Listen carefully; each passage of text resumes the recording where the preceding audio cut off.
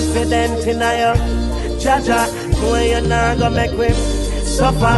Enemies trying them up it, scatter and batter and flatter. Protect my people, Jah. No make them get caught in the crossfire.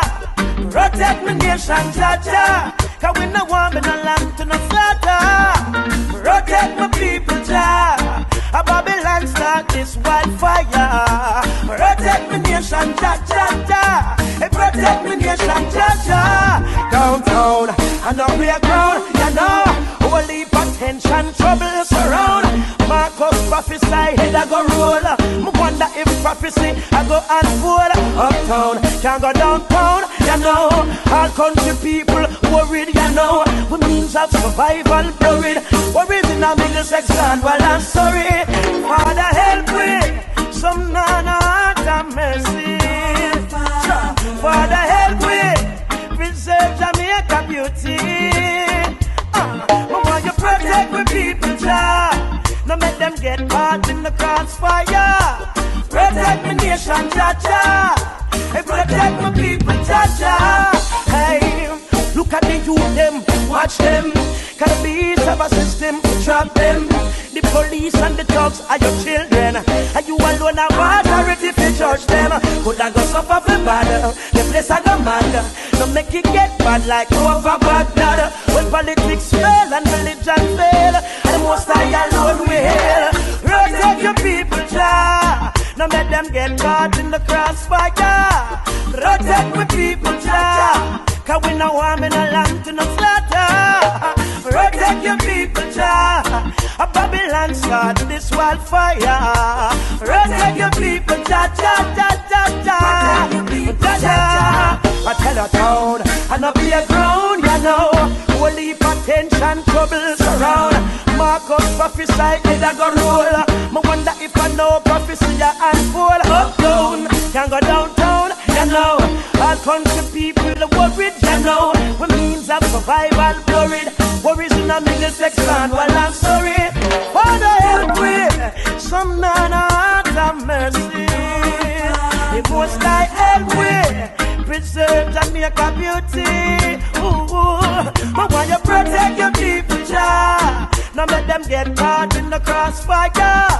Protect your nation, Jaja. A Babylon start this wildfire.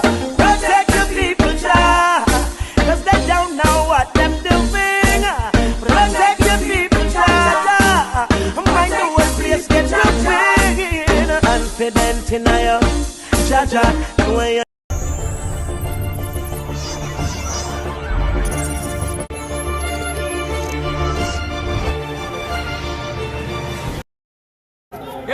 I don't want the Sergeant's people building.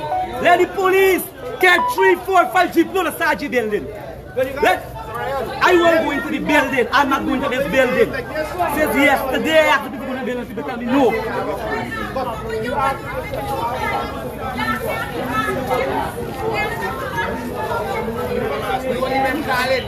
And ask for bring us some men for going yourself. Bring us some men for going. No women also. Bring us some men for going. Empty the pool got empty. Why the pool still have water? I think the pool is just empty right now. Then empty the pool still yeah, but then make a pure party, Chavas place it all night, people Chavas this place it all night. Yeah, they make a place. Yeah.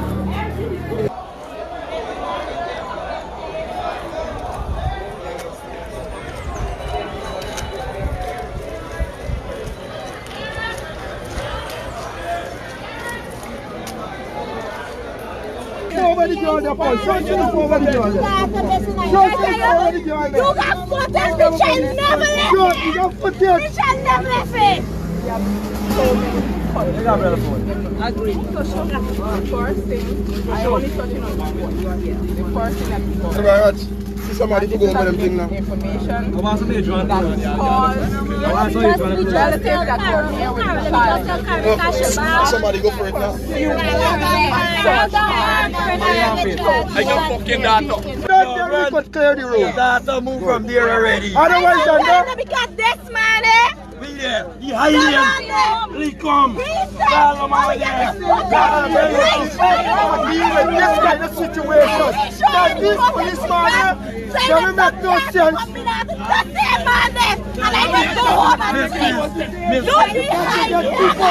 Don't play with fucking me, you know. Let's show the over the girl, the boy. Show the over the girl. You got footage, we shall never let it.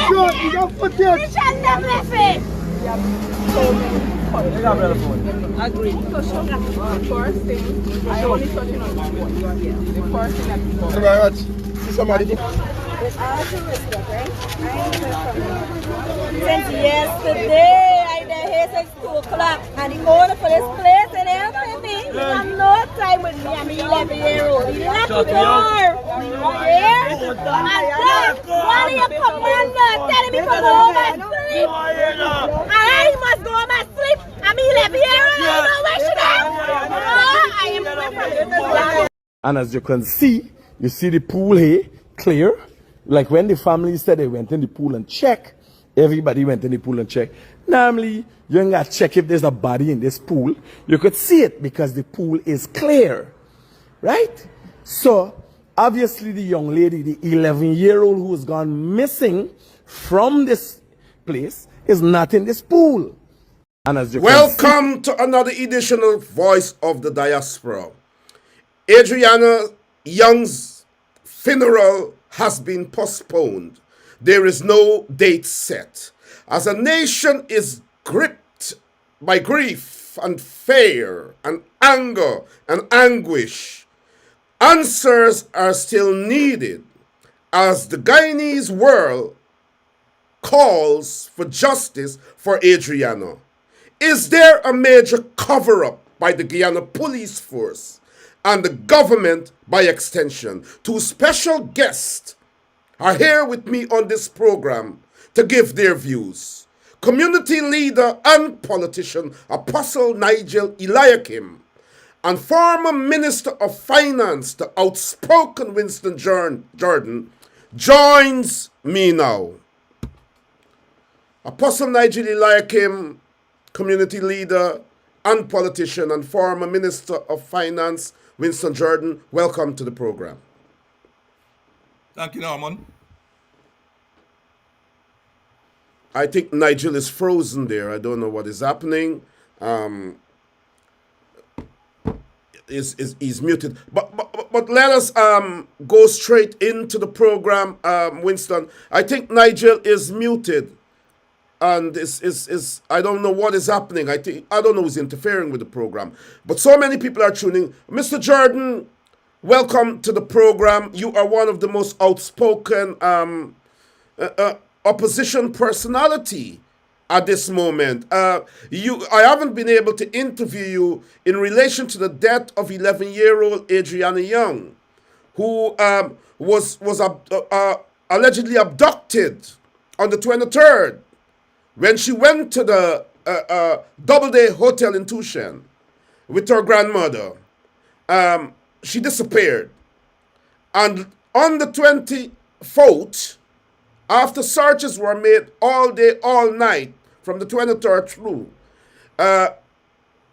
we saw that Adrianna's body suddenly appeared in that pool after that pool would have been searched and evidence would have shown that no one was in that pool. Winston Jordan, let us talk about Adrianna Younge. Do you believe that the police is a part of a huge cover-up in this matter? Well, good afternoon again to you, Norman. Good afternoon to your viewers. And welcome them to the program. It's good to be back. I think I was here either early in the year or maybe last year. I can't remember well. First of all, I want to extend condolences to the parents, family, relatives, friends of the 11-year-old Adrianna Younge. I'm a grandfather. One of my grandchildren is around her age, and the other is 13 plus at the moment. So, and I'm a father of 3.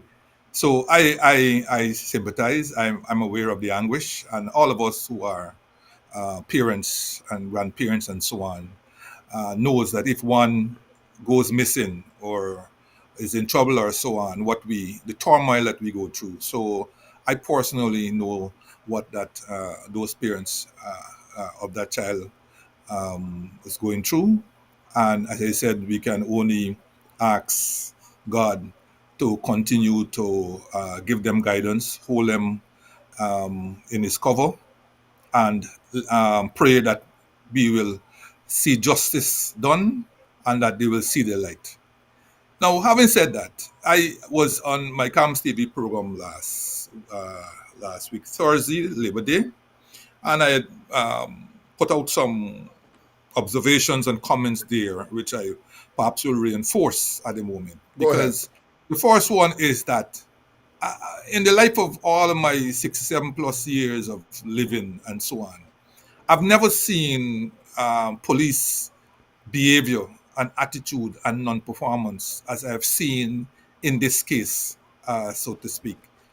I mean, we all watch all of these different CIS and cold cases and whatnot. And we see, even if some is for performance at television only, a lot of it is based on fact and how they do things and procedures and protocols and all these things. And you can't tell me that a force that is 100 and something years old don't have protocols, don't have procedures, don't have SOPs and so on. And all of these were thrown through the window that day. From the time you hear somebody is missing, I think SOPs got to be kicked in immediately. But based on what we are hearing and based on what we know so far, there seemed to be a high degree of reticence that overcame the police, and a number of them were in that the area of the double D and in the precincts of the double D. Unfortunately, did nothing. Some of them pushed back, some of them, lazed about, and so on. It wasn't a performance that the police would want to remember. And the public is right to be indignant, and the international community is right to be indignant that nowhere in the world would such policing, if you call it that, be observed. And as a result of the SOPs not kicking in, valuable time was wasted. Valuable time was wasted in not searching for the girl and in not searching for her with some degree of haste and urgency. Okay?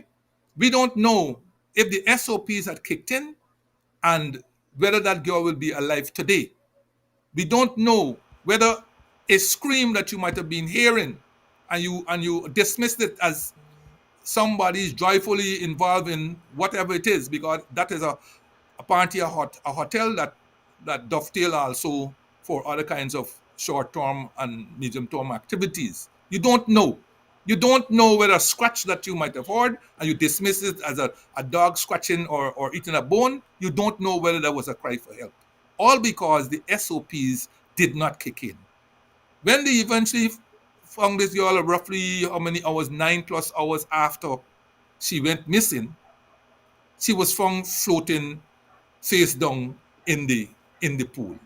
Now, there is only one miracle that we know about and that we accept, all of those of us who are religious, and that is the Virgin Mary being conceived with Jesus. That's the only miracle that we know and that we give credence to. How does a body end up floating in a pool that had been thoroughly searched? And all this nonsense people telling you about, the person could have drowned and then surfaced. Listen, this is a maximum 8-foot depth pool. Very clear. Could have been seen from even the top of the sky. It could have been seen right to the bottom. Right to the bottom. And even today's papers, they show where the guy who drowned in the pool in Linden. You could clearly see his body. Right? So this nonsense, and there's no trap door and whatever door hanging where her body could have escaped in between and so on. She was not in the pool. She was put there subsequently as pressure mounted. She was put there in the pool. And when the father dived into the pool to get to his daughter, brought her out and lay her down on the side of the pool, there she was left, gawking. I saw no rush by police to rush to take over this body, to put round the tape, now that the body is being found, put round the tape, lock down the premises, all those who are still in there, lock it down, whatever the case. Nothing at all. Nothing at all you saw. The girl was left there lying now in the hot sun, and somebody with dignity got something and spread over her and covered her. And I want everybody to be careful and note, because this is the one that got me extremely perturbed. When you looked at the body, that level of decomposition was not there. The body looked like if it was, put into some temperature storage or something that kept it more or less in shape. There was no evidence beyond the little bruising or discoloration on the arm. There was no great evidence to the eye of this body decomposing. So when you hear the 3 pathologists saying they can't tell the time of death because of the level of decomposition of the body, when did this happen? When did this decomposition happen? Because if she was taken from the hotel to the Lenora Hospital for the purposes of a doctor pronouncing her dead, and then from there taken to Ezekiel mortuary, and we have to assume that the mortuary was working, there was no blackout, and even if blackout was there, the generator kicked in and whatnot. And what accounted for this level of decomposition in the body to such an extent that 3 seasoned pathologists can tell you they can't tell you the time of death? The report said that, but the pathologists were never given an opportunity to come out and make a statement together as would normally be a standard practice. So there was a final report that said this is what the pathologist said, if I understand it clearly. But go ahead 1 minute and then we go to Nigel.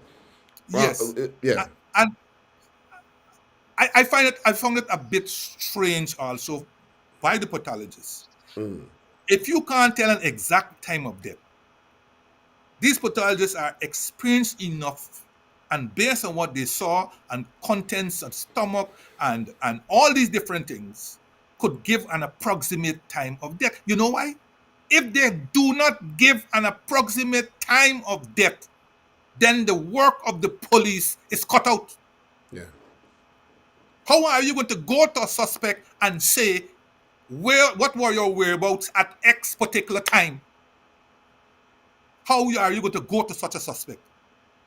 So these pathologists aren't doing us any favors by suggesting that they can't even give us an approximate time of death, even if they can't give us the precise time of death.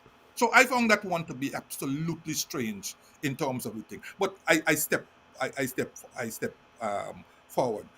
Now, this whole, we'll be calling for FBI investigation, all this kind of thing. But I don't know. The FBI can do postmortem.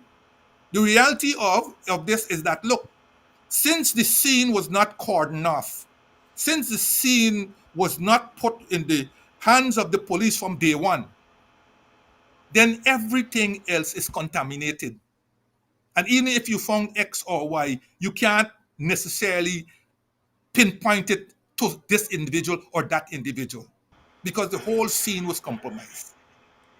When they took the body, when the body was found and so on, you did not even ask for some exam. I know we don't have medical exam and all that, but somebody at the scene, why did you have to transport the body to Lenore Hospital? Why couldn't you ask for a doctor to come there, observe the scene and so on, and pronounce the person, the young child dead, and write up the report? You're trying to say, and I don't want to cut you, but we have to alternate a bit because Apostle, I'm sorry, and then we have to go between the two of you. Go ahead. 20 minutes into the program, here on Voice of the Diaspora, Apostle Nigel Eliakim community leader and politician, and former Minister of Finance Winston Jordan talking about the Adrianna's death, suspicious death. Apostle Nigel Eliakim, when you examine the situation in relation to the way the police handled from the start, the missing child report and the view of the family that the child had never left the grounds of the hotel and that the child was in that hotel, and everything in the aftermath, talk to us about your view about what the police would have done or would not have done. Thank you, Norman. And of course, to your viewers, I greet you all. Mr. Jordan, greetings as well. I would like to say unequivocally that I would not have dreamt that I would live to see a day in this nation or anywhere where law enforcement officers could have acted in such a callous, irresponsible, and criminal behavior. There is little to be imagined in terms of what remained for them to do to prove to all who were watching that they had no intention of allowing Adrianna Young's family to find her at any time. I should say further to find her being alive at any moment. For I would like to think that they may have known why they didn't want that to happen. And further, they may have known probably that she was not at certain point of the night alive. Hence, there would have been such a significant effort. Further, I say that the ranks of the police force that were present should not be ever removed from our memory. An assistant commissioner of police, the third highest ranked official in the Ghana police force, was present seeking to deter family members from going in to search, prohibiting individuals from going to this place, and then further suggesting to Adrianna's family that he had evidence that she left with someone, thereby endangering the life of another person. That spoke to the Guyana Police Force members being, as far as I'm aware, guilty of obstructing justice and perverting the same, or the course of the same. This is a significant event in our country's history, but I'm certainly overjoyed to know that the media, social media, I should say, has won and have caused us to see what pertains as in relation to the PPP and those who are obviously being protected by the hierarchy of that. Apostle Nigel Eliakim there, and so that's a profound point, or points. Those are profound points that you just made there. But I want you to talk to us a bit more in layman's term.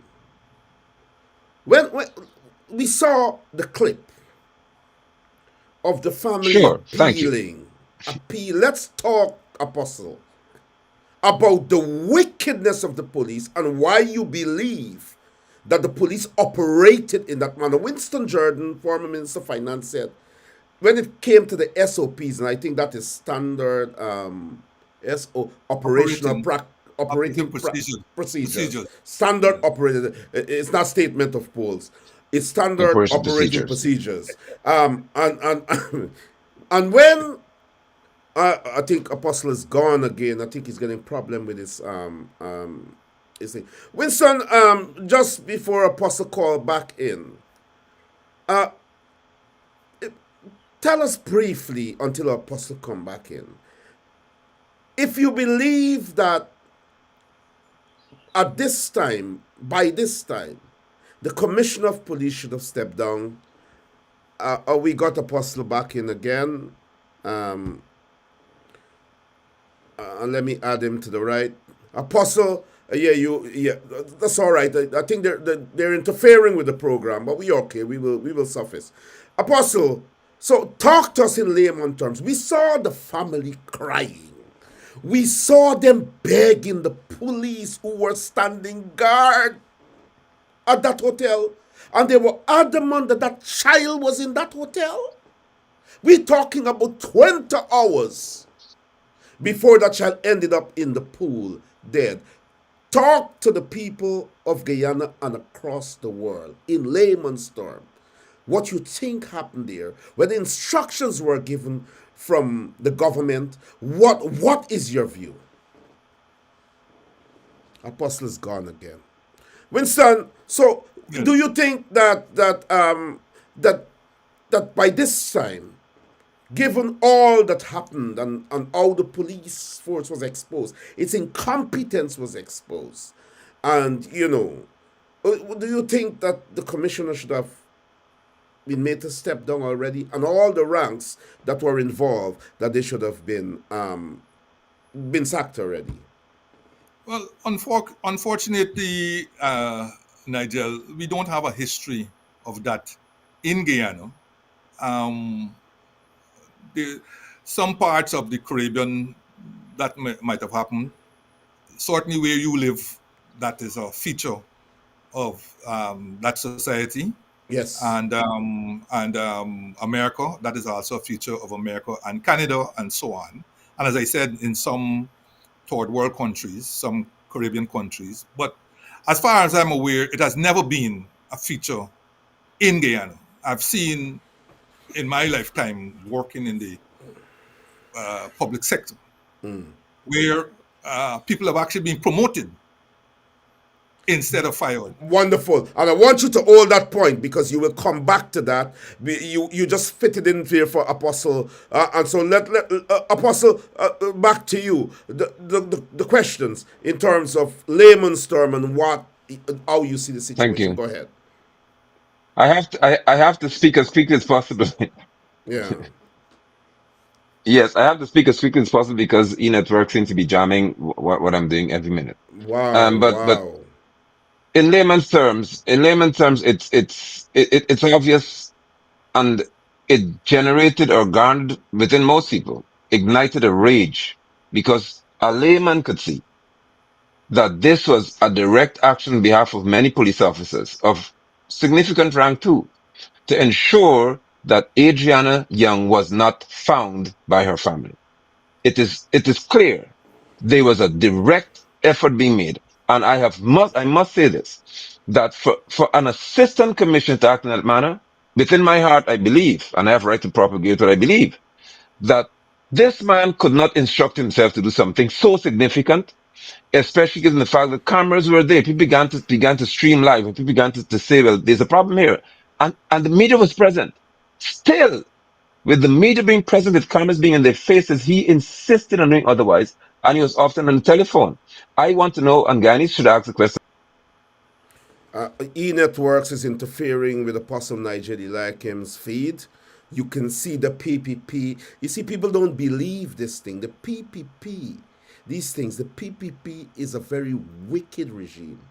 Apostle has been on this program 4 or 5 times. We've never encountered this problem. You understand? And this is what is happening now. And so you can see what is happening. Former Minister of Finance, Mr. Jordan, you were talking about whether the Commissioner of Police should have already been made to step down. And you talked about certain countries, including the UK. That would have been, without saying. Yes. But Guyana, you've seen people promoted for these sorts of things. Go ahead. Yes, or they're shuffled. They're shuffled around, or they are coaxed into some other position where they retain all their perks and their salaries and whatnot. We don't until we say what we mean and mean what we say. All this clamor for resignation and retirement and so on will not happen. I'm one, for example, who don't believe that people should be employed in the same position after they would have reached retirement. What it is that you're saying about the person who's coming up and expect one day to be the head of the police, the army, PS, whatever the case will be, and then only to have their dream shattered when the person who should have been riding off into the sunset is then given an extension. And in this case, the police commissioner case, which seems to be an unlimited extension, of course, it can't go beyond 60. But in another 5 years, look how many people would have had to retire and so on, without becoming commissioner of police, right? And it happens all around. So I think the public service report that was done by Professor Harry Lachman spoke about this as a disincentive to the public service, and it goes also to any other organization, including the police service and so on, that when these people reach retirement age, they should ride off into the sunset. If you want to bring them back, you could bring them back as advisors, or to assist in an area that needs beefing up and strengthening, but certainly not in the same position in which they served. So I wouldn't spend too much time on waste too much breath on whether we call him for the commissioner's resignation or not, or you can call for it and then move on, because as I said, there's no history in this country where somebody has been forced under the pressure and weight from a public service position, right, or a police position or so on. But I think the call should be magnified, that all these retirees who are serving in the same position should be asked to move on. And if you want to use their services, then use their services in another capacity, but certainly not in the capacity in which they serve. Thank you so much, former Minister of Finance Winston Jordan, here on the program. I want to briefly ask you about, is the government hiding the truth? Is the government hiding the truth about what many are calling the murder of Adrianna Younge? Well, that could only be speculation, because what is the truth? We don't know what is the truth, right? They have about 1,000 truths out there, right? But when we piece the evidence and so on, and deduce whatever is known to us, it's pointing in a certain direction. But we don't know what is the truth. For example, we don't know what is the autopsy report. As I said on that program last week, nobody outside of the government seems to have a copy of this report, right? The pathologist apparently never gave the family a copy of the report. Darren Wade says he doesn't have a copy of the report. For all intents and purposes, Caleb doesn't have a copy of the report, and he was the family's doctor and so on. So nobody of interest outside of the government seems to have a copy of this report. So everybody outside of the government is fishing in the dark. And so we don't know what the report says, even at this stage. And we also know that report has to be beefed up or buttressed by the results of the samples that had been taken. I mean, I don't want to be a conspiracy theorist, but I put out there why the need for 3 pathologists. You said the one from Barbados, which was the government's own. And by the way, I think we should do some digging to find out exactly how it is that they came up with the pathologist from Barbados, and not say the one in Jamaica or the one in Trinidad, who was readily available, by the way, and who had come to Ghana several times in the recent past and done work as recent as for Manboat, Sean Manboat, died in the Maize School fire. So I think we should do some research into how the government came up with this person, this pathologist, and whether this pathologist also did some work for a very senior politician in Barbados prior. I'm not impugning his credentials or any such thing. I'm just saying they should look into that. That is concerned. We could understand the next one, who it is said represented the interests of the family. That's the guy out of Delaware. Again, I'm not sure whether the family themselves asked for that person. None of us here knew about him, but it was suggested that he had all his credentials and so on. He's a Trinidadian by birth, I think, and so on. But it will be interesting to know who recommended him, and how he came to be known to the family, and whether he had a briefing with the family prior to assuming his duties as pathologist in that room. And then out of the blues, we had this third pathologist who, based on what I read, was supposedly recruited by the Ministry of Health. Wow. We already got a government one from out of Barbados. I'm not sure why Ministry of Health also got to get another one. But he came out of the Ministry of Health and from Mount Sinai. Now, Mount Sinai has an ongoing program in Guyana that is financed from funding made available from the HES Corporation. So they are, in fact, they have a administrative office in Guyana in Middle Street, right? So they're very close to the government, Mount Sinai. Again, I'm not impugning these people. I'm just putting out facts. But you have to speak out. Somebody said call a spade a spade. Something went wrong, former finance minister. I'm not sure. And what you are saying there, I know you were being decent about it, but you know that mischief was afoot in this entire situation. And that the Guyana Police Force and the government of Guyana would have interfered with justice or with an investigation into what really happened to Adrianna. And let me say this. I want to tell the PPP something. Apostle Nigel Eliakim will not be touched by you. So you can continue using e-network and whatever to interfere with his internet. We see your machinations. We see the fear. And the world is watching. Thousands of people have tuned into this program already. Apostle has been on this program for more than 5 times. We have never encountered this problem. Apostle, go back Let to me just finish the point I was making. making. Sorry, Winston. Go ahead. Yeah. And so, yes, I said I wasn't sure what was his purpose, being a third pathologist in that room, and whose interests he was representing. Like I said, I understand he was recruited by the Ministry of Health. And why would the Ministry of Health's interests be different from the government of Guyana's interests? So I'm not sure what was his purpose. But the samples are now to be sent to the very Mount Sinai Hospital.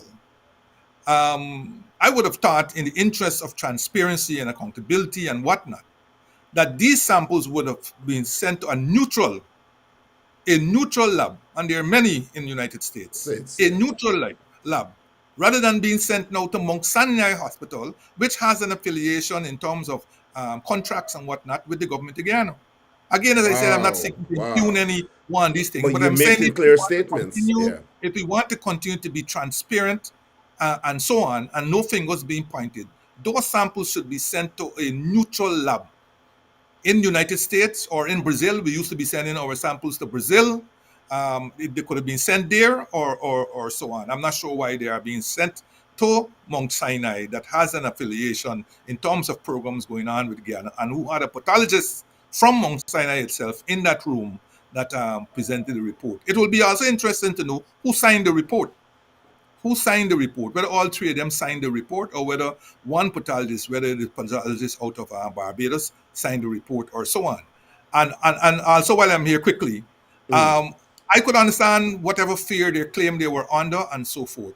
But what I can't understand up to this day is why we can't get at least the pathologists, the family's pathologists, to come on a Zoom program, even if you don't want to go public, to come on a Zoom program and with the family and whoever else the family wants to bring to, in that room, whether they're lawyer and whatnot, have a one-on-one with the family.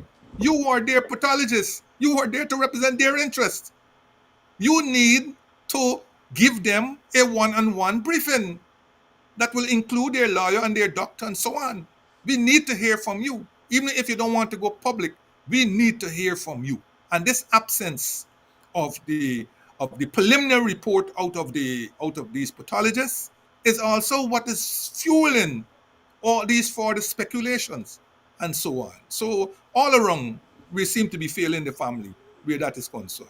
So over to you. We seem to be failing the family. And you are making some revelations I haven't heard before. You're being polite about it, but the viewers are listening. Thousands of people tuning in at the moment. I have to ask you this question from Minister of Finance Winston Jordan. When you look at the police actions in relation to a recording, a secret recording of a nurse who was interviewed secretly by someone, and that recording was circulated. Her name is Tiana King. She would have made some revelations, some serious revelations about what could have happened to, what happened, at that post-mortem examination. She made some serious revelations. She said she was there. That is disputed at the moment, but she has been arrested for public mischief and something else. But it was a secret recording. She was talking to a friend. She didn't know. She wasn't speaking. She didn't go on a live or anything. But she's been arrested, and I understand charged. She went into the station yesterday with her attorneys from Hughes Fields and Stobie. But they had put out a wanted bulletin for her, Tiana King, for her arrest. And she went in and she's locked up at the moment. I'm not sure she's freed. I'm sure you're aware of that viral footage, that viral recording. They're now calling her the voice note nurse. What are your views? What are your views on Norman, all of that? let me tell you something. Let me tell you first of all, the whole thing, how it has developed, has sent a bit of a chill up my spine, because when you look at this thing carefully, when you listen to the tape, first of all, right now we don't know the veracity of what she said. Yes. A number of people have come out and said it is not so, but we haven't heard from her. We haven't heard from her in terms of whether she's dumbing down on what she said on that tape, or whether she's now going to claw back and say, well, it was gaff, so to speak. We don't know. We haven't heard that. But let me tell you something. When you listen to the tape, I heard at least on one occasion where she said, it's a good thing I am not being recorded, or something to that effect. She said that on the tape. She said it's a good thing that, or something that says, I hope you're not recording me, which suggested she never gave permission for a private conversation to be recorded. Now that the conversation had been recorded through deception, I wonder what charge they would charge her with, because she never A, recorded, and B, caused that recording to be uploaded via Totally true. Electronic equipment or whatever equipment they want to call with cybercrime and so on. She never caused that to happen.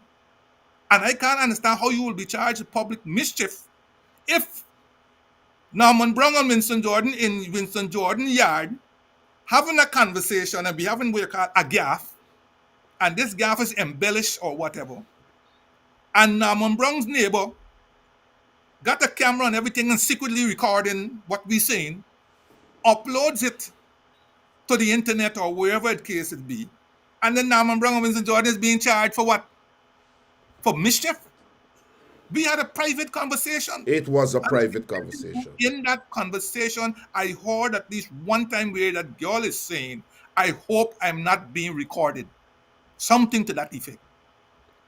And that in any case, I believe whatever laws, telegraphic laws, communication laws, whatever laws they got, says you can't record any conversation without my permission. All over the world, even in England. Even in England, can't do that. You can't do it. You can't do that.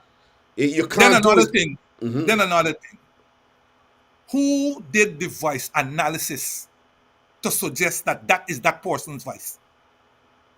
Now, I may be familiar with Norman's voice, but when it comes to the court, my understanding is you got to do some kind of voice analysis for the purpose of bringing a charge, because how are you going to say all of we got the same voice or sound alike? It's like saying all black people look the same or all Chinese people look the same. So I will be interested. I will be following it closely to find out what charge they are going to come up with exactly, and what is the basis of holding her in any case. What is the basis of holding her in any case? because it was a private conversation. She didn't ask for it to be recorded. And whether she embellished or so on, it remains private until she would have put it in something and uploaded it and so on. Then it becomes public and then she becomes responsible for what she says. But you telling me now people can go wrong secretly without a court order. They can secretly go and tape you, upload it, and then you are now the responsible. What on earth is the person who did the taping? Who is the person? I see some names being thrown around in the internet. I don't know whether it's true or not. They're saying it's my good friend Lauren Strode. So they're saying, yeah, they're saying it's Lauren. But Lauren is in America. Lauren is in America. Lauren is not afraid of them. I thought Lauren was supportive of the PPP. But one of the ironic things is this, that even people that were supportive of the PPP have turned against the PPP and the police because of this situation with the death of Adrianna. So many people have been so principled to say, you know what, this is not acceptable. This is not acceptable. So the thing is this. They were quick to rush to arrest, put out a wanted bulletin for Tiana King and arrest her. Well, not arrest her, she walked into the station, but they locked her up. But the man, the hotel owner, was released. People haven't been locked up that were suspected to be complicit in this whole thing. But it clearly shows that the police has taken a side. And that is not a side for justice to be had for Adrianna. Let me say this quickly to my viewers. Apostle Nigel London has just sent me a message to say that every time he calls in, he can't be on for more than a minute because they're cutting his internet off. They're blocking him from the feed and so on. This is what the regime does. So many people are tuning. I want to say to my viewers right now, I don't do it, Sherrod, and everybody do it, but I'll do it today for Winston Jordan. I want everybody that is watching this program to share this live. To share this live. Let us tell the enemy that we will win. And let us say to the enemy that we will support the voices for justice. Winston Jordan is courageous. He's courageous. He's outspoken. They've locked him up. They are charging him for different things. He's before the courts for trumped up charges. But he's still standing out. I will ask you today to share this live. Everyone that is watching it, share this live, because we have to have the power and the reach to bring down this dictatorship. And I want to say this. If anyone can contact Apostle Nigel Eliakim to help him with a feed so that he can come back on, we would appreciate it. The regime is wicked. Back to former Minister of Finance, Winston Jordan. My next question, I got so riled up, I have to go back to my notes. Whenever you're on my program, it's trouble, It's trouble. It's thousands of people have tuned in. So I got to go back to my notes. Honestly, I have to go back to my notes. And I don't use notes. I don't use notes, Winston, you're trouble, boy. I tell you, they're frightening you so much. They're lucky. I'm not surprised if they lock you up tomorrow, I'm not surprised if they call you in tomorrow again. No, so my next question. When you look at the struggle on the ground there in Guyana, the protest actions and so on. People stood up, they protested, they stood with Adrianna's family. Do you believe that the PPP would have placed agents provocateurs in that peaceful protest to disrupt it and to create an image that opposition supporters and the supporters of Adrianna and her family, that they were thugs and scrapes and hooligans?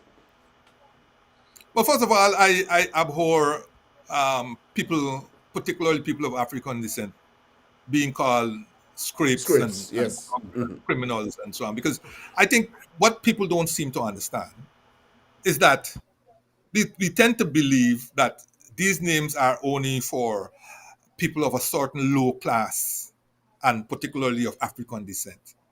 But it's a euphemism for all people of African descent, not just the low class.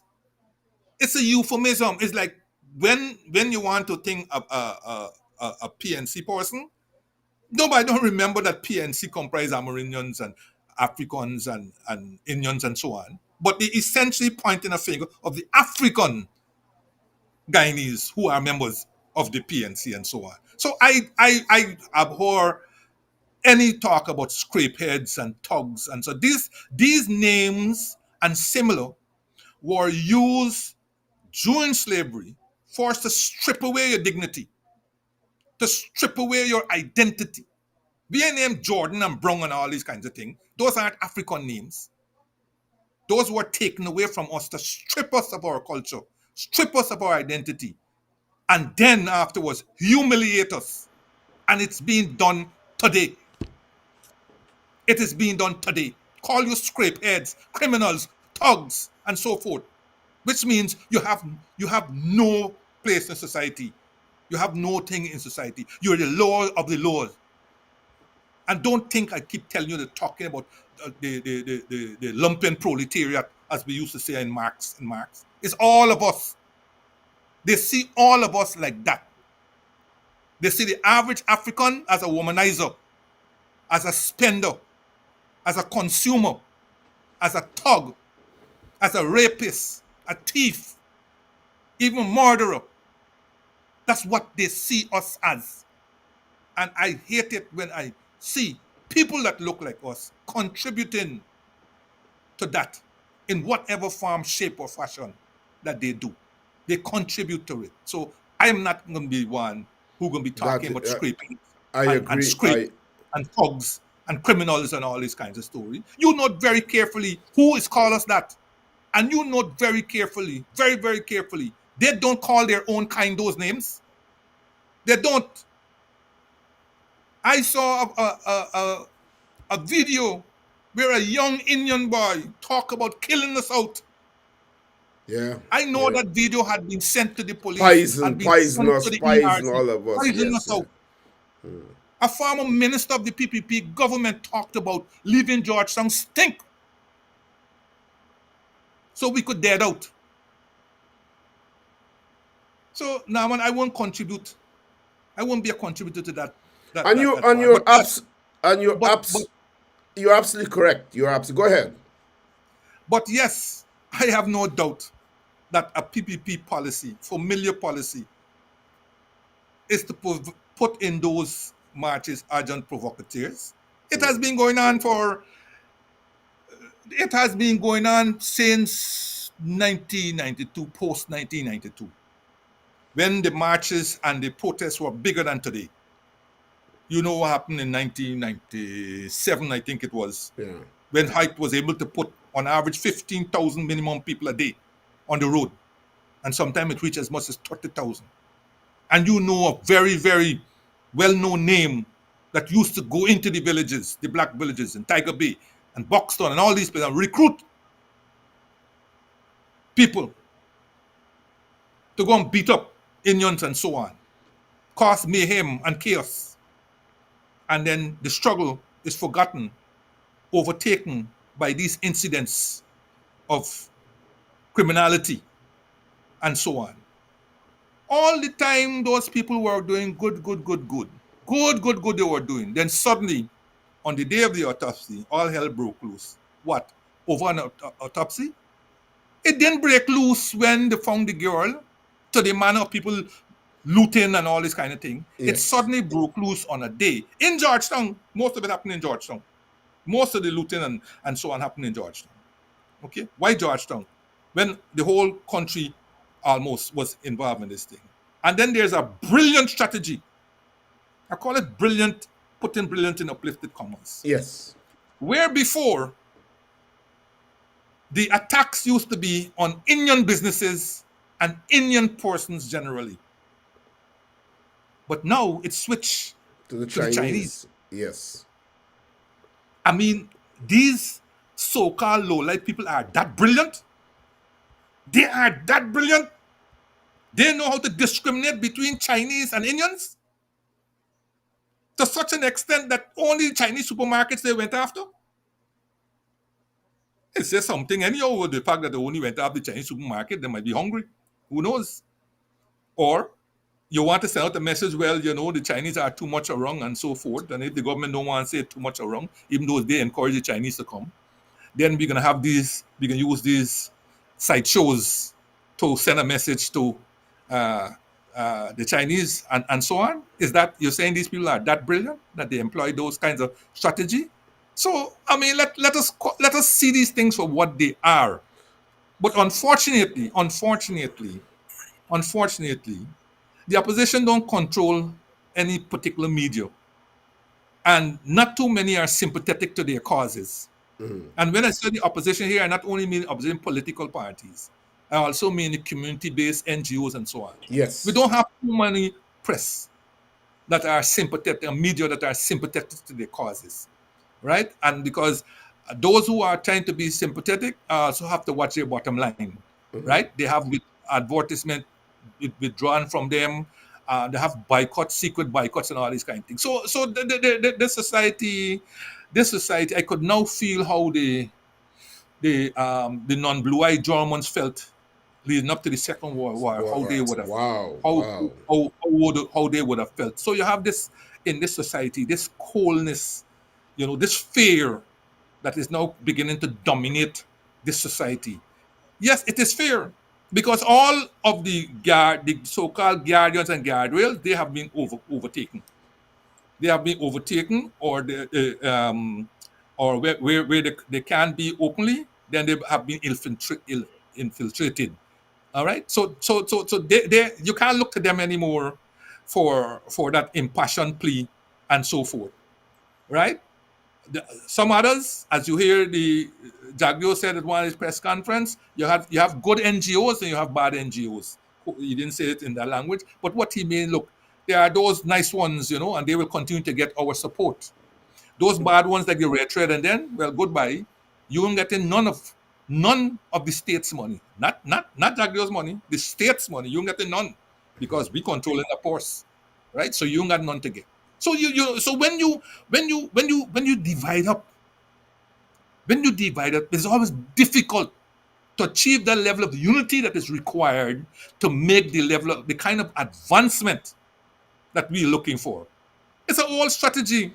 It's a strategy, and it's becoming clear. It worked before, and who knows? It may work again. It may, but that it takes me to my next points. Before we go for a break and then wrap up, do you think that there will be justice for Adrianna Younge? Well, we could pray that there will be. Go ahead. We could only pray that there will be justice. I must admit to you right now, my confidence level is very, very low where that is concerned. And I say this from, the haste with which the government seems to want to wrap this up. In fact, I think they are beginning to get agitated that it's not already wrapped up, so to speak. And you see all the signs. I mean, when you have the Minister of Health cutting into regular programming to make a statement as to what's the purpose of bringing another autopsy? The government in pain. It's not your body. This is the family, and whatever are the wishes of the family, we should carry them out. It is their child, and if they want, when the report first came out, the father said he's not accepting it. The father said that right there when he came out and said they say she died by drowning, and he said he's not accepting it. So if the family wants to do another autopsy, we're going with all this red herring thing, but we've done release the body and all this kind of story. So what? Let the autopsy proceed in the spirit of transparency if the people want to be convinced that these three pathologists were on the ball. Well, you got to be frightened. You got to break into Nobody regular believe, civilian to come nobody with this thing. believe anything about the report that was made. I think, and this is my view, I think that the pathologist would have done a good job. Darren Wade testified to that. But I think that the final report, the way they structured it, is that the report that will be written up and will be given to the public and be documented was to be done by the pathologist from Barbados, who is many believe in cahoots with the PPP. That's why they wanted him to come. So what I'm saying to our viewers is that the report was not from directly from the pathologist. It was a report made by one pathologist. And many believe that it did not reflect what happened in that room. Understand that it did not reflect what happened. This was something that was properly planned. You say like, well, this is the procedure we'll do. We will do this autopsy. We will ensure that we get whatever we have to get there. But the person who's responsible for bringing out this information and so on is this pathologist. And our job is done. So whatever information was brought out, remember they had to sign to certain things, that this is the procedure, this is what we'll stand by and so on. And so whatever was brought out by the Bajan pathologist, people believe that it was not an accurate account of what really transpired in that room. Winston, before we go to this short break, I want to ask you about the family of Adrianna Younge and why you believe that they postponed that funeral. Do you believe that they want an FBI investigation? They want further investigation into, I just want you to opine, that they want further investigation into this death because they weren't satisfied with the results coming out of the post-mortem examination with those three pathologists? The statement coming out of the mother, I think it was, doesn't leave us with much to chew on as to why the funeral was postponed. When you looked at and also, but as I said, it didn't leave us much to chew on. There could be a lot of speculation because she didn't say what date will be the funeral. She left that quite open, which then could be interpreted to mean that she's waiting perhaps for the clearance. Yes. For the next pathologist, the one from Trinidad, because they said they got to wait 12 days or I don't know, whatever.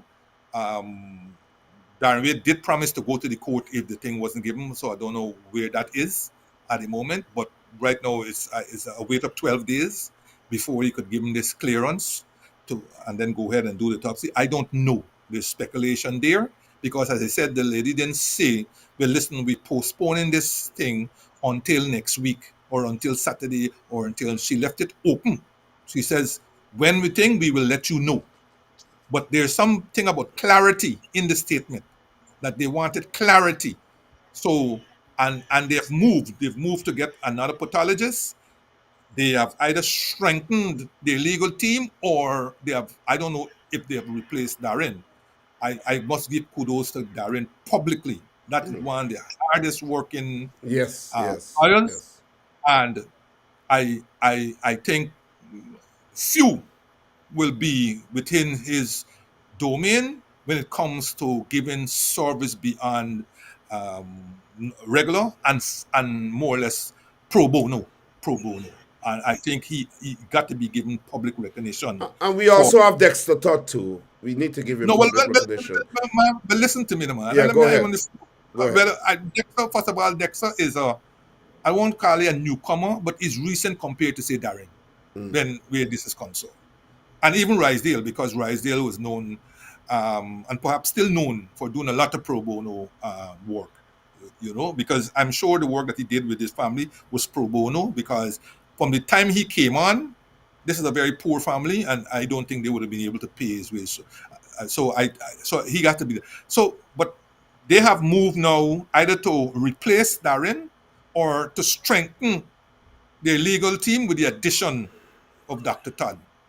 Okay? So when you add that on the pathology side and you add this side, and their continuous call for a foreign policing body to come and either oversee or be integrally be involved in the police investigation into this quote unquote crime, I think those when you add those three together,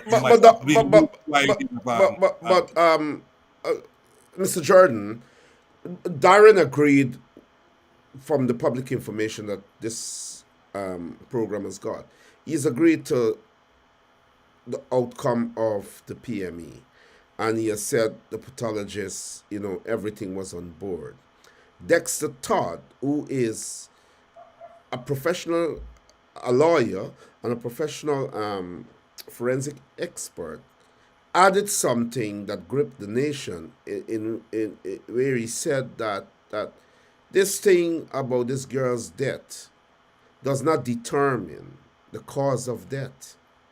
The pathologist did not determine the cause of that. The girl on the video, the voice note nurse, Tiana King, who is arrested and locked up now, she made some revelations similar to that. And it appears as though she knew what she's talking about. So I wasn't surprised that the PPP would have arrested her. Even if she weren't there, she made some revelations, and this thing is not going to end like that. But before I ask you my final question and for you to give your closing remarks, let's take a break. You can answer your phone call or whatever. Let's take a break for our viewers to see these two clips, and then we come back and we wrap up. I ask the viewers, please, to share this live. Winston Jordan is on air, and he's very outspoken. Apostle Nigel London is unable to rejoin the program, and he knows that his internet is being interfered with. He knows that, and so he's trying his best to get back on, but it's not working. Let's take a brief break. You can have a little glass of water, answer your phone, and Winston Jordan and so on, and then we have this last discussion and wrap up. Please share the live. Like Sherrod would say, share the live. But I want you to, because the problem here is that our people must understand that the PPP has a reach and that they have the money and they got everything. So for we to reach our people, we have to share the live. And that's why I ask you to do that tonight and other nights. I'm impressed. I am really happy that all of us are tuning in and supporting these programs. Mark and Sherrod and Rickford and everybody. But I would not say this again on the program, but I'm asking you to let us reach wide and far with our message to the people of Guyana.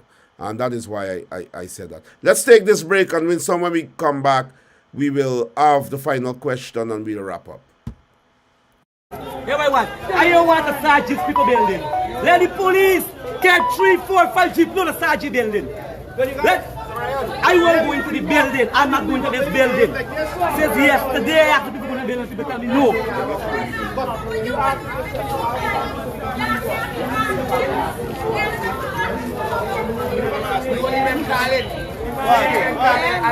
I'm asked. Bring us some men for going yourself. Bring us some men for going. No women not so. Bring us some men for going. Empty the pool got empty. Why the pool still have water? I think the pool is just empty right now.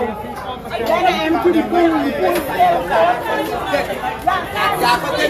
up here party, Chavas place all night. People Chavas this place all night. They make a problem like that place. Yeah.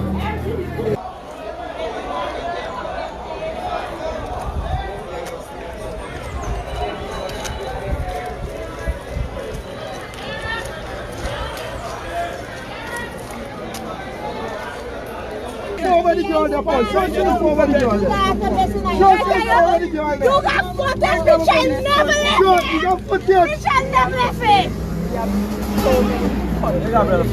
Agree. So show the first thing, I only touching on one.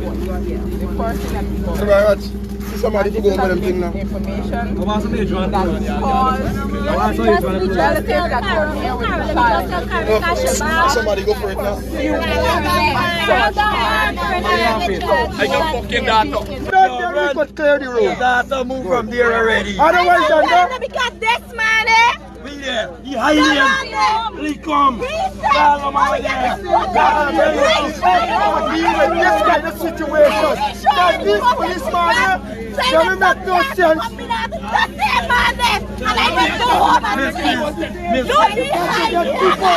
Don't play with fucking me, you know. Don't play with me. Let's show the over the girl there, Paul. Show us over the girl there. Show us over the girl there. You got footage, we shall never let Show us, it. you got footage. We shall never let it. Agree. So show the first thing, I only touching on one. The first thing that people Very much.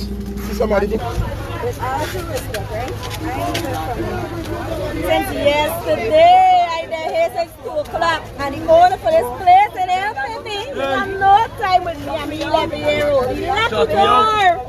Yeah? And then, one of your commanders telling me to go home and sleep. And I must go home and sleep. I'm 11-year-old. I don't know where she is. I am away from. And as you can see, you see the pool here clear. Like when the family said they went in the pool and check, everybody went in the pool and check. Normally, you ain't got to check if there's a body in this pool. You could see it because the pool is clear. Right?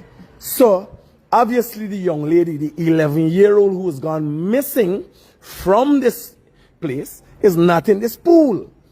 And as you can see, 11-year-old was not in the pool at that time.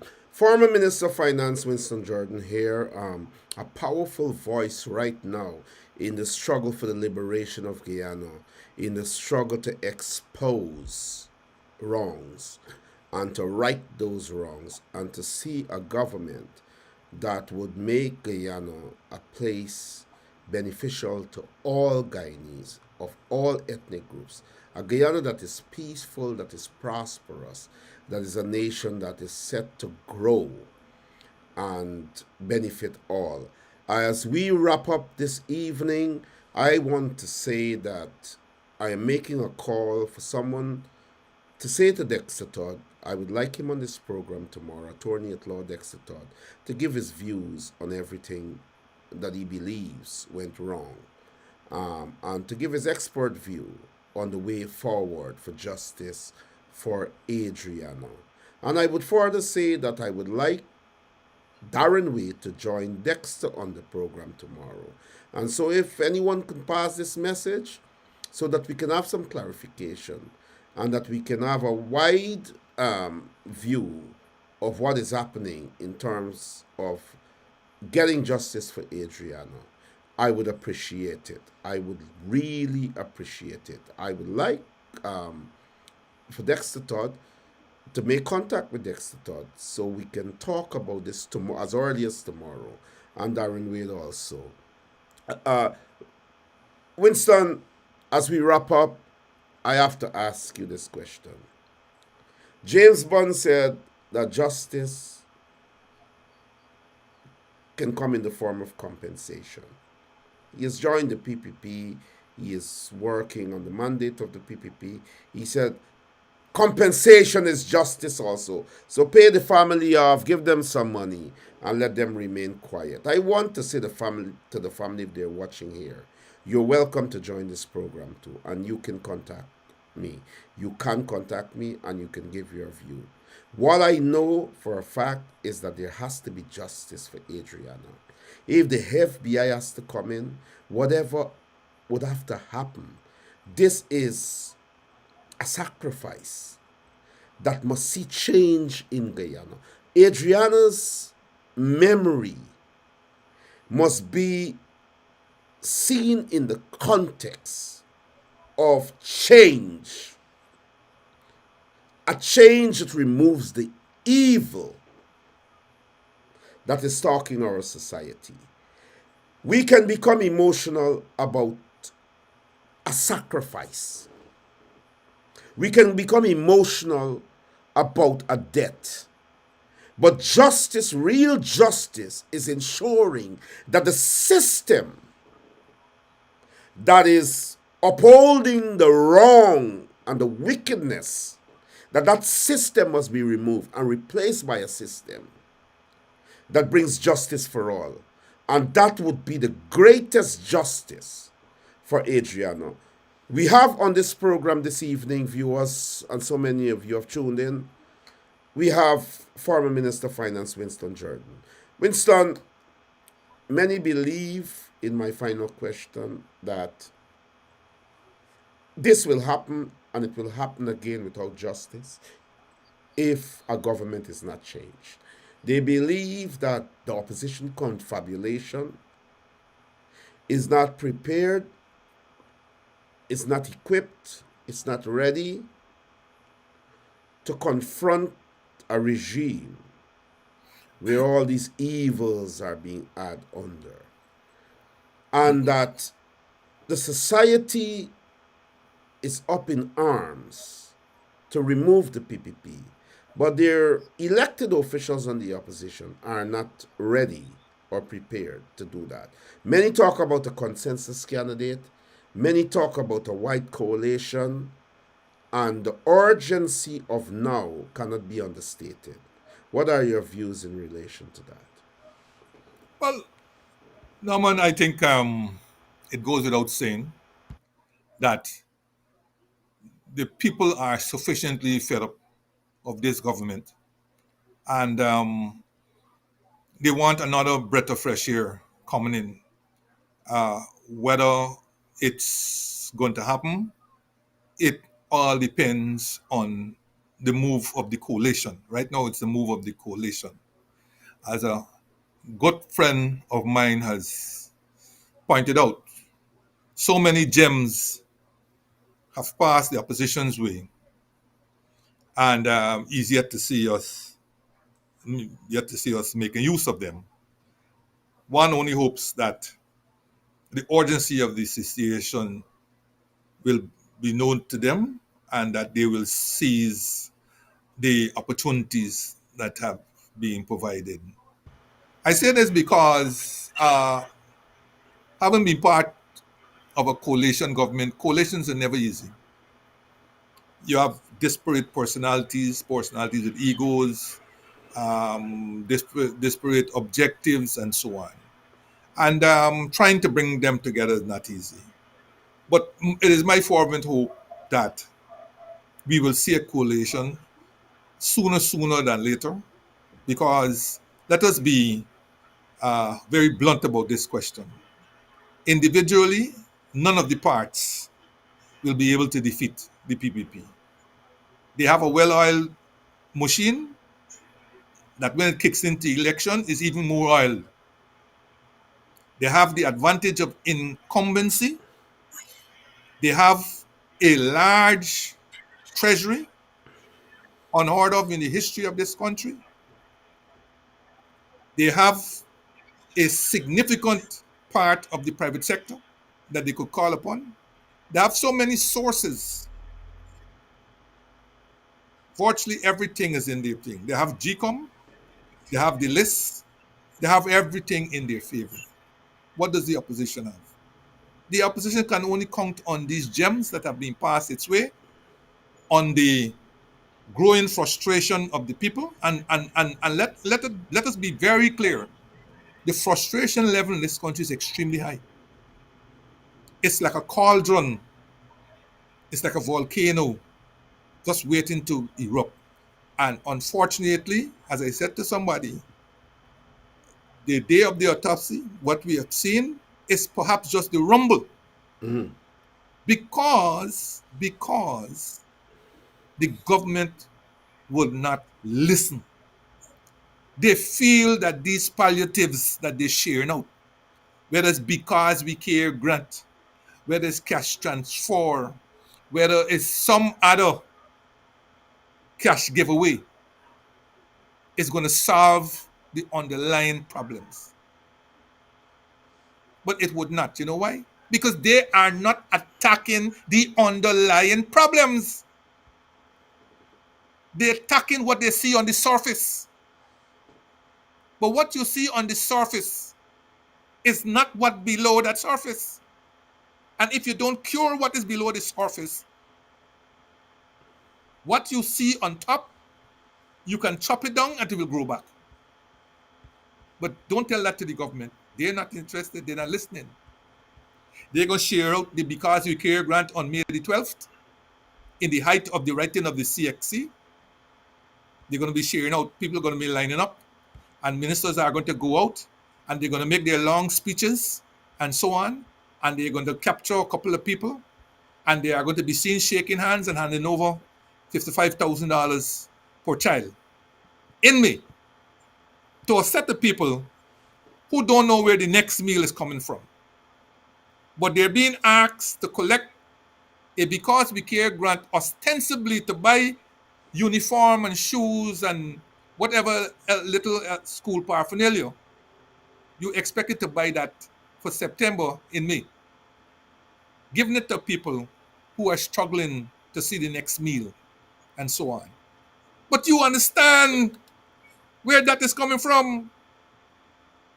You understand where that's, and notwithstanding the fact that you appropriated other people's ideas in the form of cash transfer, you're now telling them more cash transfer will be coming. But if you elect us again, implying, well, if you don't elect us again, it won't be coming.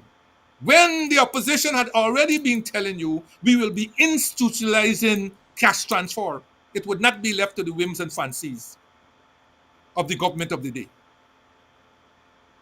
So it is up to the people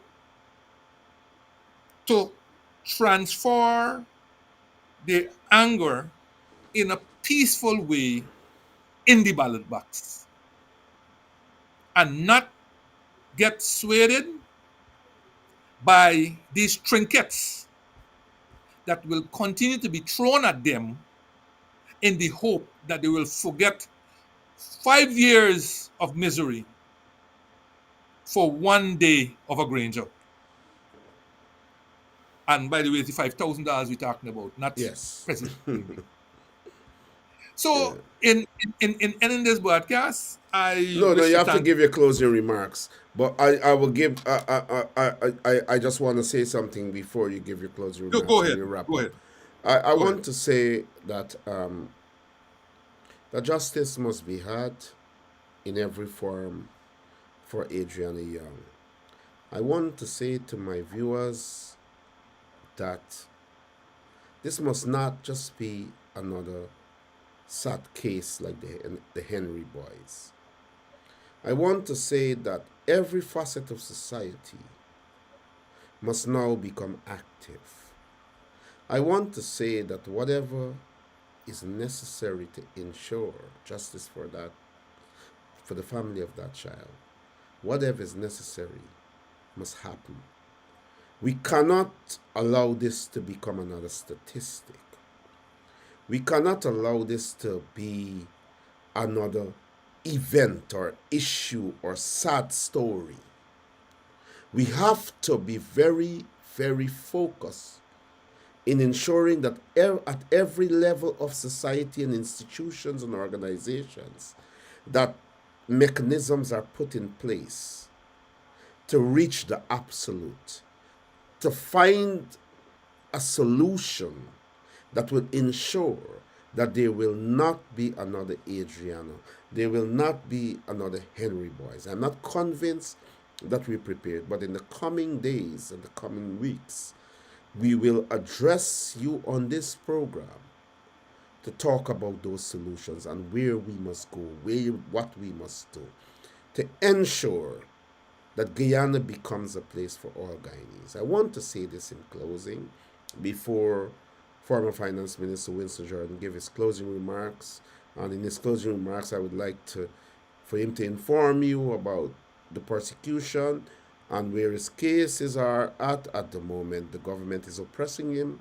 They're trying to trample on his rights. So they want to jail him, and they are not going to give up. But he's got great lawyers and he's not an ordinary Guyanese. But let me say this to you, viewers. In the coming days and weeks, this program will intensify and we will come at the regime. We will come at Barra Jack, Irfan Ali, Anil Nandalal, and the regime for the world to know that evil exists in a government. So let us do one thing, viewers. Let us ensure that programs such as this are as paramount as the millions they're spending on PPP platforms for it to reach the people. Let us do what we have to do to make our program significant to reach everyone around the world. I would not say it after tonight, but I'm saying it. Let us put aside any ego, any feelings, no matter what it is. Let us lift these platforms so that when Winston comes on, when Nigel comes on, when anyone comes on, that hundreds of thousands of Guyanese are privy to hearing what the message is from us on the side of right. Winston Jordan, it is always a pleasure to have you. I know they want to kill you, but we will not allow that. And so you are going on, you're teaching your students, you're doing your public service work in your own right. You are a decent citizen. You are a great finance minister. And so your closing remarks. Well, thank you, Norman. That was a bit of a disclosure to me that they want to kill me. I hope it's not a flight. I hope it's just a flight of fantasy. I'm not aware of it, but perhaps you were suggesting that I keep a closer eye out.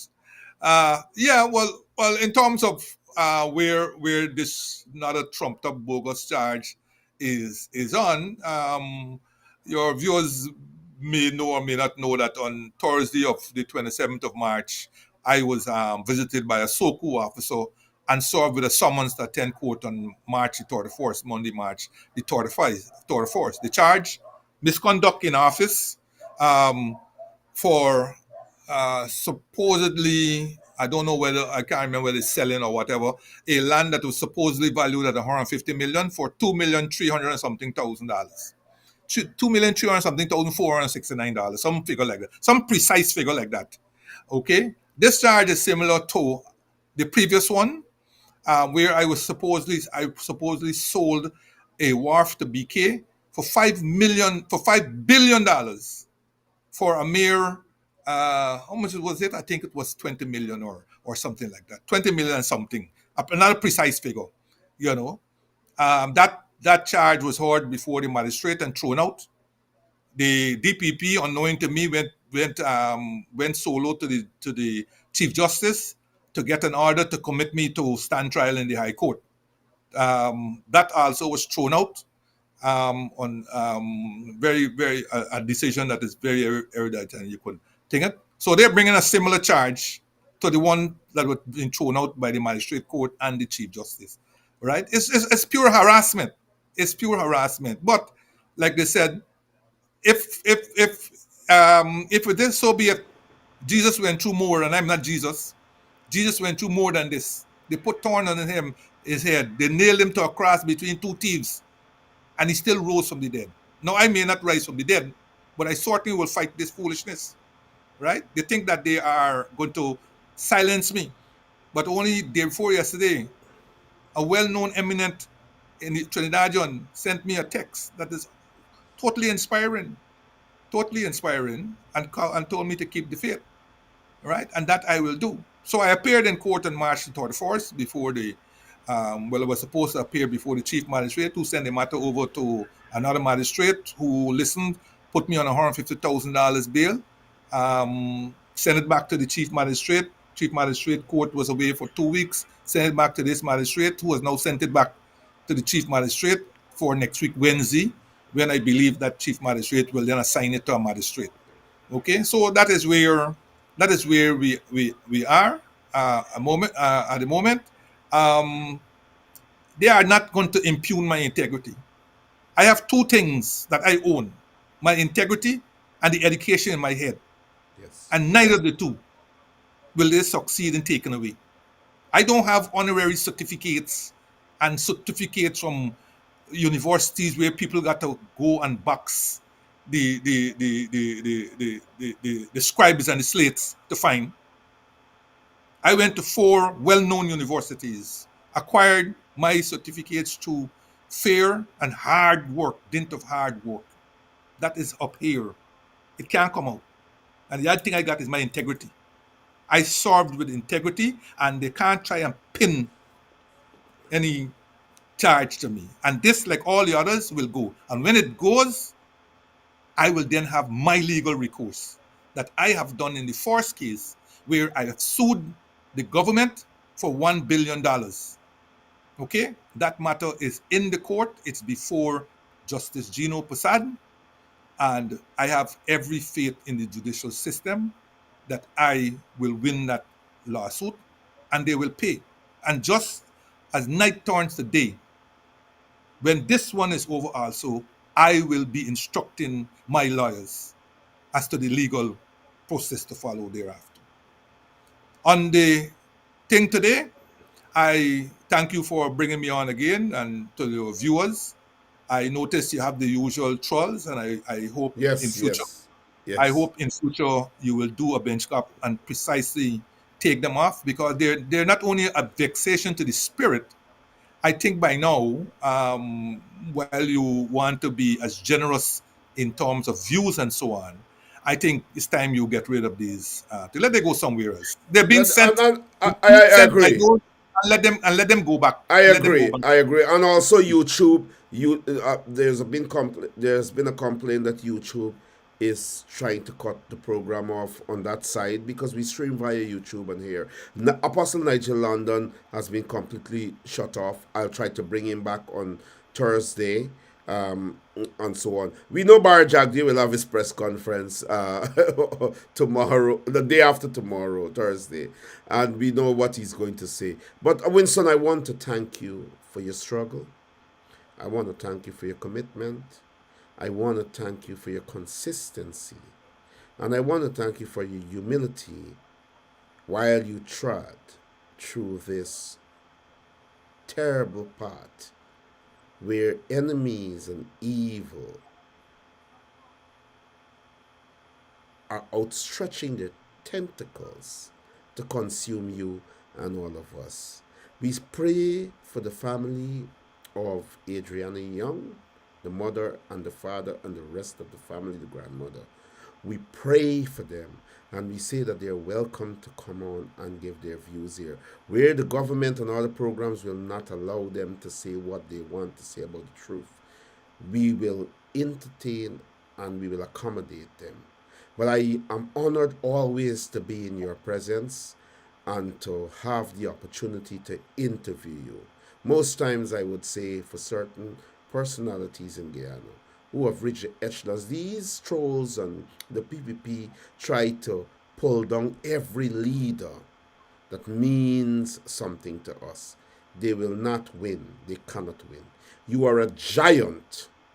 You are a man of dignity and integrity, and we lift you up. I am proud to be sitting here next to you virtually, having this conversation. My love for you is unconditional. My respect for you is paramount. And I thank you so much for being here on Voice of the Diaspora. Thank you, Norman. See you soon. See you soon. Ooh, confident in your Jaja, when you're not gonna make me suffer. Enemies trying them a fit, scatter and batter and flatter. Protect my people, Jah. No make them get caught in the crossfire. Protect my nation, Jah. Cause we no want me no lamb to no slaughter. Protect my people, Jah. A Babylon start this wildfire. Protect my nation, Jah. Protect my nation, Jah. Downtown and on the ground, you know. Holy potential trouble surround. Marcus prophesy, head I go roll.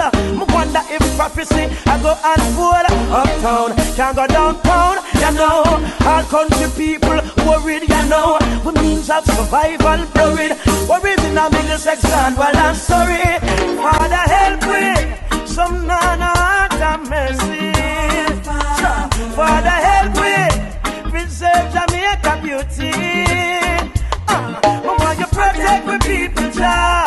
No make them get caught in the crossfire. Protect my nation, Jah Jah. Hey, protect my people, Jah Jah. Hey, look at the youth them, watch them. Can the beast have a system to trap them?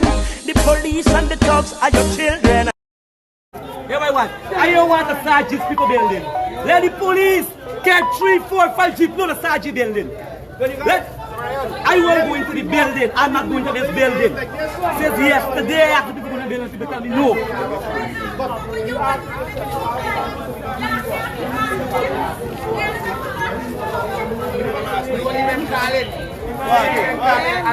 And ask bring us some men for going yourself. Bring us some men for going. Now women not so. Bring us some men for going. Empty the pool got empty. Why the pool still have water? I think the pool is just empty right now. Then empty the pool still Yeah, but then make a pure party, Chavas place all night, people Chavas this place all night. Yeah, they make a like place. Yeah.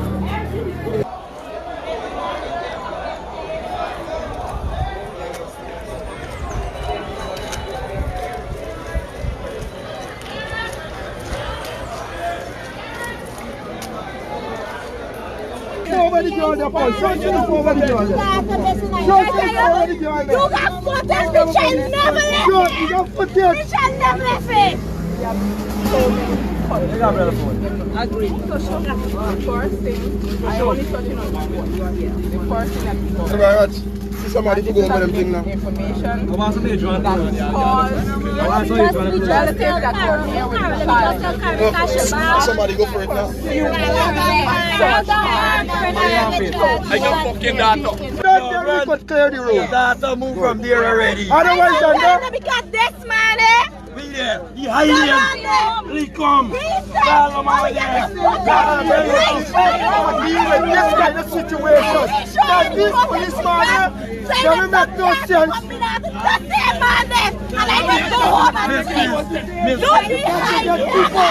Don't play with fucking me, you know. Don't play with me. Let's show this over the ground, Paul. Show this over the ground. Show this over the ground. You got footage, we shall never let it. You got footage. We shall never let it. Agree. The first thing, I only touching on the first thing that people very much. Somebody. With all due respect, right? I ain't heard from you. Since yesterday, I there here since 2 o'clock, and the owner for this place and helping me. He have no time with me. I'm 11-year-old. He left the door. Yeah? And then one of your commanders telling me to go home and sleep. And I must go home and sleep. I'm 11-year-old. I don't know where should I am free from this. And as you can see, you see the pool here clear. Like when the family said they went in the pool and check, everybody went in the pool and check. Normally, you ain't got to check if there's a body in this pool. You could see it because the pool is clear. Right? So, obviously the young lady, the 11-year-old who has gone missing from this place is not in this pool. And as you confident in your Jaja, where you're not gonna make with suffer. Enemies trying them up it, scatter and batter and flatter. Protect my people, Jah. No make them get caught in the crossfire. Protect my nation, Jaja. Cause we no want me no lamb to no slaughter. Protect my people, Jah. A Babylon start this wildfire. Protect my nation, Jaja. Protect my nation, Jaja. Downtown and on real ground, you know. Whole heap of tension, trouble surround. Marcus prophesy, head I go roll. I wonder if prophecy I go unfold. Uptown, can't go downtown, you know. All country people worried, you know. We means of survival blurred. Worries in a Middlesex land, well I'm sorry. Father help me, some nana have mercy. Father help me, preserve Jamaica beauty. I want you protect my people, Jah. No make them get caught in the crossfire. Protect my nation, Jah Jah. Hey, protect my people, Jah Jah. Hey, look at the youth them, watch them. Can the beast have a system to trap them? The police and the thugs are your children, and you alone have authority to judge them. Could I go suffer for bad? The place I go mad. Don't make it get bad like over Baghdad. When politics fail and religion fail, and most I alone will. Protect your people, Jah. Now make them get caught in the crossfire. Protect my people, Jah. Cause we no want in a land to no slaughter. Protect your people, Jah. A Babylon start this wildfire. Protect your people, Jah, Jah, Jah, Jah, Jah. Jah, Jah. I tell a town, and I be a ground, you know. Holy attention, troubles around. Marcus prophesy, it a go roll. Me wonder if I know prophecy a unfold. Up down, can go downtown, you know. All country people worried, you know. When means of survival blurred. Worries in a Middlesex land, well I'm sorry. Father help me, some nana have mercy. The most I help me, preserve Jamaica beauty. Ooh, but why you protect your people, Jah? Now let them get caught in the crossfire. Protect your nation, Jah Jah. A Babylon start this wildfire.